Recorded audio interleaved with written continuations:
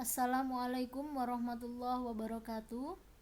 Alhamdulillahirabbil alamin. Puji syukur kita ucapkan karena pada kali ini kita masih diberikan kesempatan dan juga kesehatan untuk melakukan kegiatan rutin kita, yaitu kegiatan perkuliahan online pada mata kuliah teori bilangan, pada mata kuliah teori bilangan dengan pembahasan masih pada keterbagian bilangan bulat. Sebelumnya sudah pernah dijelaskan tentang keterbagian bilangan bulat, namun kali ini keterbagian bilangan bulat yang akan kita bahas tentunya akan berbeda dari materi yang sudah dijelaskan sebelumnya.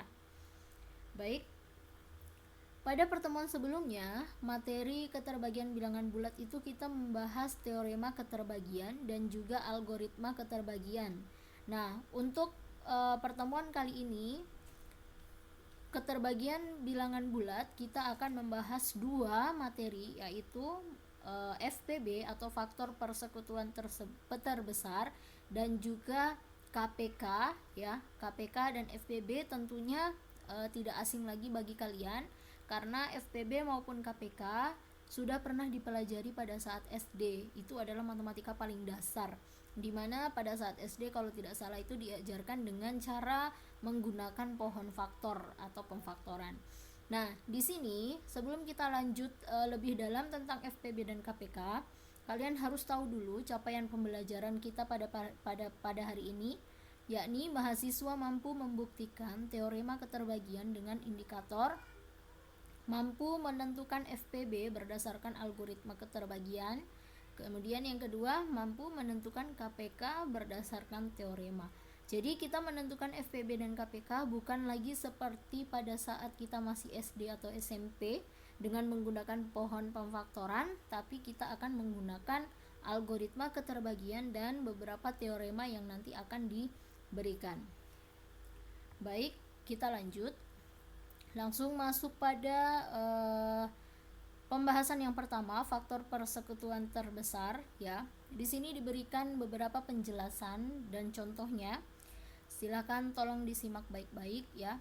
Di sini dimisalkan jika ada A dan B bilangan bulat bukan 0 atau tidak 0. Pembagi bersama terbesar, PBB atau FPB itu sama saja, hanya istilah. Bisa kalian menggunakan FPB ataupun PBB, itu bisa dipakai. Nah, PBB dari A dan B adalah bilangan bulat terbesar D. Jadi bilangan yang sama seperti kelipatan-kelipatannya atau faktor pembaginya dan pengalinya ya. Dimisalkan dengan bilangan D sedemikian hingga D itu bisa membagi habis A dan D bisa membagi habis B. Nah, dalam hal ini yang dapat dinyatakan bahwa PBB atau faktor persekutuan terbesar dari A dan B itu sama dengan D. Jadi A, B, dan D itu nanti dimisalkan dengan beberapa bilangan bulat yang bukan 0. Nah, di sini diberikan contoh. Misalnya faktor pembagi 45 dengan faktor pembagi 36. Nah, faktor pembagi 45 itu ada 1, 3, 5, 9, 15, dan 45. Sedangkan untuk 36 ada 1, 2, 3, 4, 9, 12, 18, dan 36. Nah, FPB dari 45 dan 36 atau bilangan-bilangan yang sama atau faktor yang sama adalah ada 1, ada 3, dan ada 9. Tentu saja FPB-nya kita ambil yang paling besar, dan FPB dari 45 dan 36 itu sama dengan 9. Semoga kalian bisa menyimak dan bisa memahami maksud dari faktor persekutuan terbesar atau FPB atau PBB. Baik, kita lanjut. Di sini diberikan teorema, diberikan satu teorema. Misalkan A dan B bilangan bulat dengan syarat B lebih dari 0, sedemikian sehingga A itu sama dengan B Q tambah R, di mana R lebih dari sama dengan 0 kurang dari B, maka faktor persekutuan terbesar A dan B itu sama dengan PBB dari B dan R, di mana R di sini sisa ya. Sepertinya kita sudah membahas tentang sisa dan hasil bagi pada keterbagian bilangan bulat sebelumnya.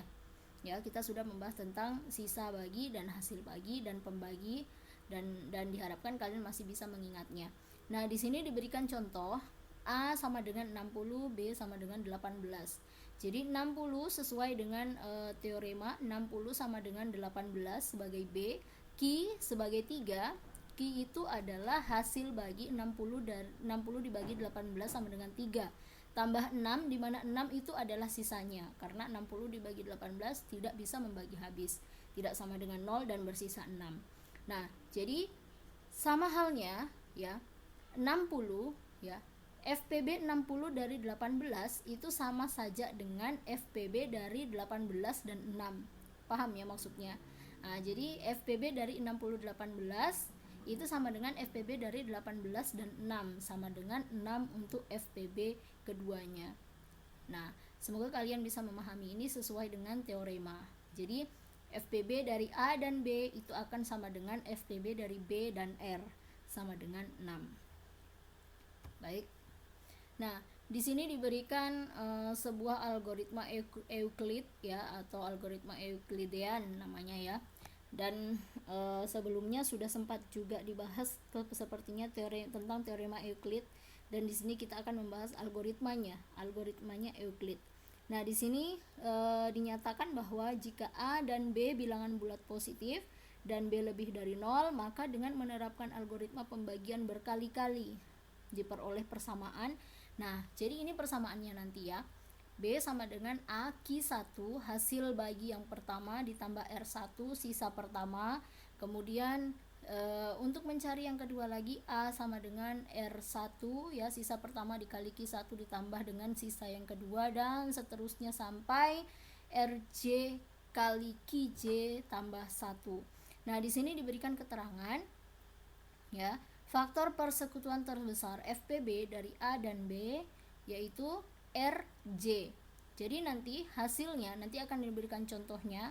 Apa maksud dari algoritma Euclid? Nanti pada slide berikutnya akan diberikan contoh supaya kalian bisa memahami maksud dari algoritma ini. Nah, jadi RJ ini merupakan FPB dari A dan B. Nah, silakan lihat di sini RJ-nya ya.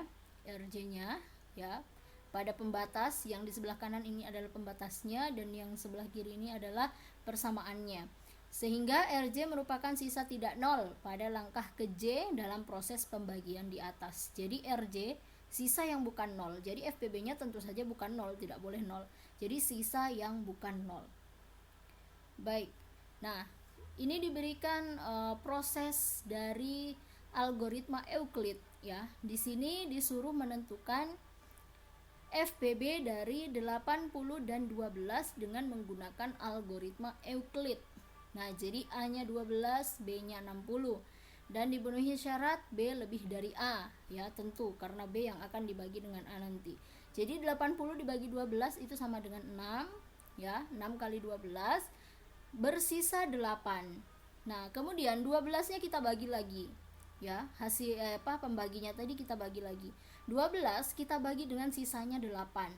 Jadi 12 bagi 8 itu 1 dan menghasilkan sisa 4. Nah, 8 itu masih bisa dibagi lagi. Jadi 8 kita bagi dengan sisanya 4. Jadi 8 bagi 4 itu 2. 2 kali 4 8 bersisa 0. Jadi 2 kali 4 tambah 0. Sehingga sisa pembagian terakhir sebelum 0 itu adalah 4. Ya, semoga bisa dipahami. Sisa pembagian terakhir sebelum 0 adalah 4. Sehingga PBB dari 12 dan 80 itu sama dengan 4, di mana 4 itu sama dengan RJ. Ya. 4 itu sama dengan RJ sesuai dengan pernyataan sebelumnya, ya, bahwa FPB dari A dan B yaitu AB sama dengan RJ merupakan sisa tidak nol pada langkah ke J dalam proses pembagian. Sehingga 4 merupakan FPB dari 12 dan 80. Nah, tentunya kalian pasti ini merupakan cara yang baru ya bagi kalian, karena pada sekolah-sekolah, pada tingkat sekolah sebelumnya SD, SMP maupun SMA, mungkin untuk mencari FPB dan KPK kalian disuruh menggunakan pohon faktor atau disuruh mencatat kayak tadi yang pengantar yang paling pertama. Kita mendata semua faktor-faktor dari bilangan yang ada, kemudian dicari yang sama dan sebagainya, sehingga kita bisa menentukan FPB dan FPB-nya. Namun dengan menggunakan algoritma Euclid Jadi ini merupakan cara baru untuk menentukan FBB.